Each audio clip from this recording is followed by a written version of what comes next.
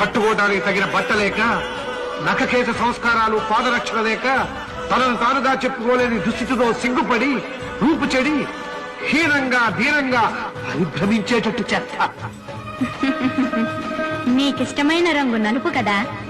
నల్లని వస్త్రాలు ధరించి, పాదరక్షలు విడిచి, నఖకేశ సంస్కారాలు మాని, మాలధారణతో దీక్షాబద్ధులై స్వీయ ఉనికిని కోల్పోయి స్వాములుగా పిలువబడ్డారు.